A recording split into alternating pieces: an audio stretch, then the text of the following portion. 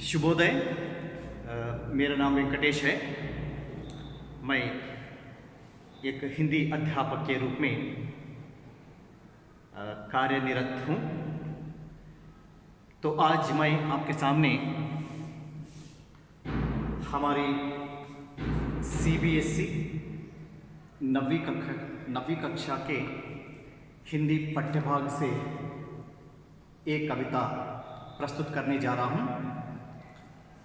तो देखिए, भाषा सबके लिए बहुत महत्व है। भाषा के बिना मानव का जीवन अधूरा है। सभी सब्जेक्ट के साथ भाषा विषय भी बोधन करना बहुत आवश्यक है। तो उसके सिलसिले में भाषा विषय बोधित होते हैं स्कूल में। तो आज हम कविता भाग में रैदास से संबंधित पद यहाँ पर देखने जा रहे हैं। तो कविता बच्चों के मानसिक सामर्थ्य को बढ़ाता है और पढ़ने में रुचि लाती है कविता। ओके, तो इसलिए हम यहाँ पर पढ़ना बहुत ज़रूरी है। तो देखिए रैदास के पद। तो यहाँ पर रैदास जी किस प्रकार बच्चों के मन को नैतिक मूल्यों की ओर बढ़ाने के लिए प्रेरित करता है, इस कविता के द्वारा हमें मालूम पड़ता है।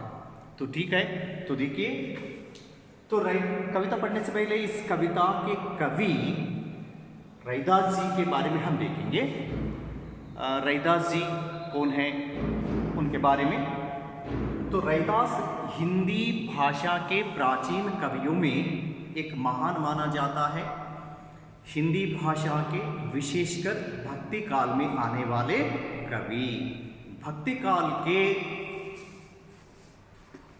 ज्ञानाश्रय शाखा, भक्ति काल में दो प्रकार है, प्रेमाश्रय शाखा, ज्ञानाश्रय शाखा। तो ज्ञानाश्रय शाखा में आने वाले निर्गुण भक्ति के कवि माने जाते हैं। तो निर्गुण भक्ति मतलब क्या है? तो भगवान एक आकार, एक स्वरूप नहीं है। भगवान आत्मा है। जिसकी आत्मा पवित्र होती है वहाँ पर भगवान दिखाई देता है। ये उनके सिद्धांत थे। तो भगवान को ढूंढने के लिए कोई मंदिर, मस्जिद या चर्च जाने की जरूरत नहीं है। ओके, तो इसलिए उनको निर्गुण भक्ति कवि माने जाते हैं। तो इनका जन्म, इनका जीवन काल 1388 और इनकी मृत्यु 1518 काशी में हो गई थी हमारे साहित्य के अनुसार। ओके, तो ये कवि संत कोटि के महान कवि माने जाते हैं। संत कोटि मतलब जो लोगों के अंधकारों को, लोगों के कुरीतियों को, लोगों में रहने वाले जो बैड एटीट्यूड को दूर करने के लिए उन्होंने अपनी रचनाओं के द्वारा प्रयत्न किया। इसलिए उनको हम संत कोटि कवि माने जाते हैं। ओके, तो ठीक है। इनकी स्पेशलिटी लोगों के अंधकारों को दूर करना है, लोगों में रहने के बुराइयों को दूर करना है। ये हम यहाँ पर देखना चाहिए। तो इनकी कविताएं पढ़ने से बच्चा जीवन का सही रास्ता क्या है अच्छी तरह पहचान सकता है। इसलिए यहाँ पर उनकी कविता दी गई है। Okay, right.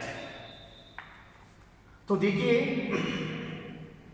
उनकी कविता इस प्रकार है। यहाँ पर एक बार उनकी कविता को हम देखेंगे।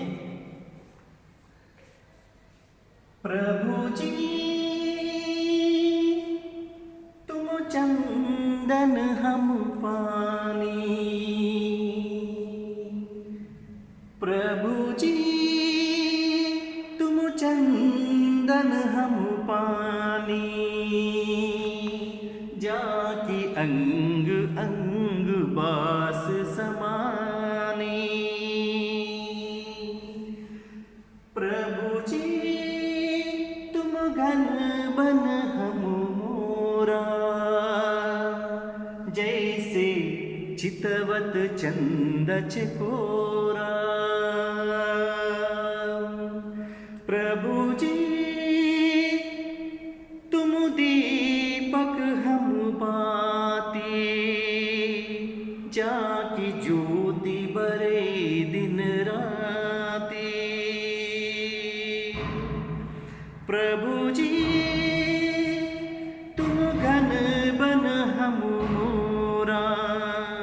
जैसे चितवत चंद चकोरा।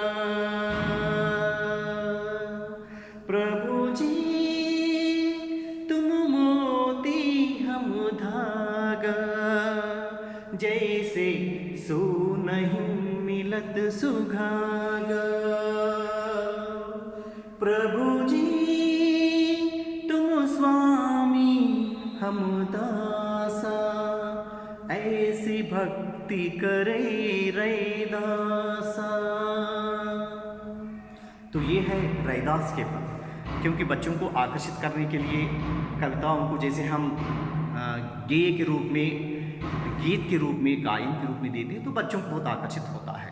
ओके, तो इसलिए हम यहाँ पर गीत के रूप में इसका आदर्श वाचन किया है। तो ठीक है, तो इसका अर्थ क्या है हम देखेंगे यहाँ पर। ओके, तो देखिए यहाँ पर कवि रैदास कितने मर्मयुक्त, कितने ज्ञान युक्त, कितने बहुत ही विमर्शात्मक ढंग से भगवान को हाईलाइट करता है, भगवान को ऊंचा स्थान देता है।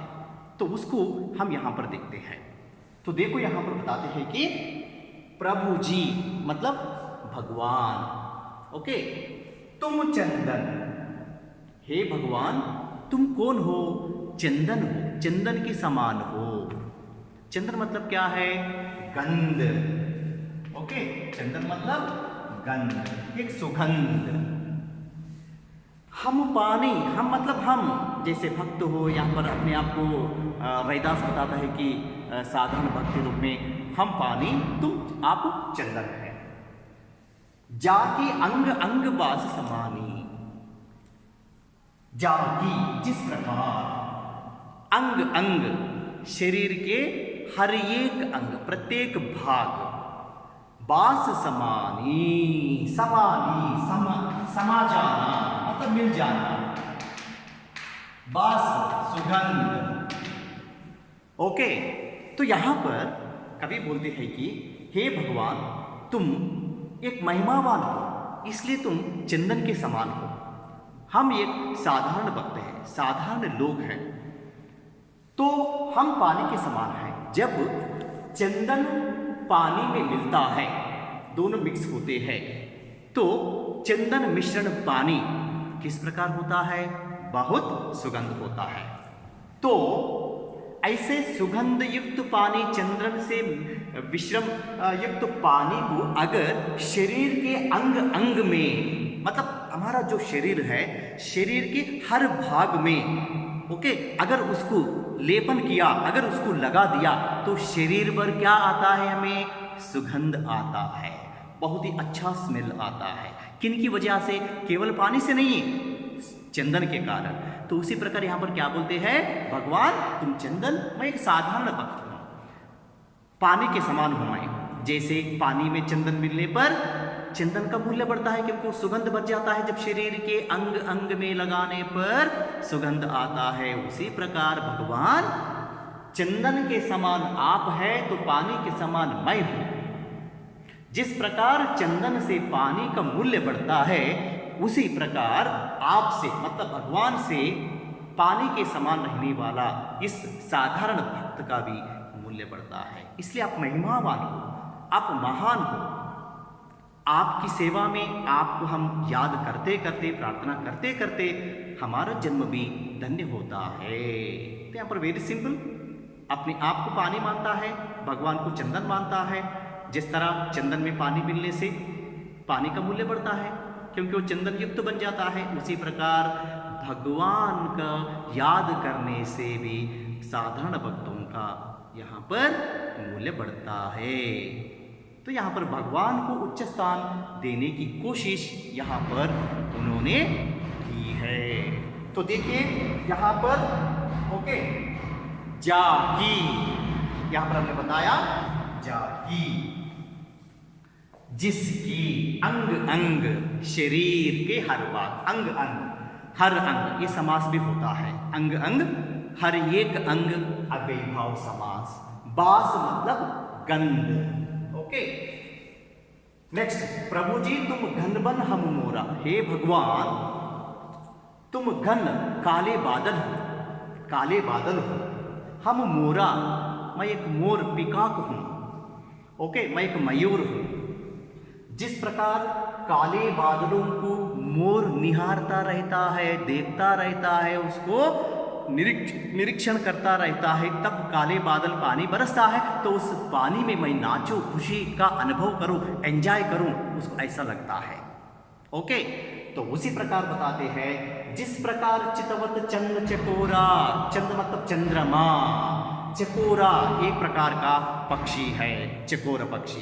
तो चकोर पक्षी हमेशा चांद को निहारता रहता है, क्योंकि चांद के जो रोशनी में कुछ भी उसे खाने के लिए मिलता होगा, ढूंढने के लिए चांद की रोशनी का वो इस्तेमाल करता है, इसलिए वो हमेशा चांद की रोशनी को रात के समय निहारता रहता है, देखता रहता है।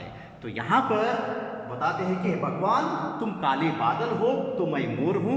मोर जिस प्रकार काले बादल को देखता रहता है कि तभी वहाँ वर्षा गिरता है तो उसका एंजॉय करे, नृत्य करते हुए खुशी का अनुभव करे, तो उसी प्रकार मैं आपका दर्शन करके, मतलब भगवान का दर्शन करके मैं भी धन्य पाना चाहता हूँ। उसी प्रकार चकोर पक्षी चांद को निहारता रहता है, चांद को देखता रहता है, कब वहाँ चांद निकलता है, कब उसकी रोशनी गिरती है, उसको इंतजार में, निरीक्षण वैसा ही रहता है। उसी प्रकार चकोर पक्षी के समान मैं चांद के समान रहने वाले आपको इंतजार करता हूँ, आपके दर्शन के लिए मैं तड़पता रहता हूँ, क्योंकि आप महान हैं। ओके, आप सच्चे दिल वाले लोगों को हमेशा के लिए हाथ पकड़ते हैं। तो इस प्रकार भगवान की महिमा को उन्होंने अलग अलग ढंग से, अलग अलग उदाहरणों से बताने की कोशिश की है। तो ये है रैदास के पद। थैंक यू, धन्यवाद।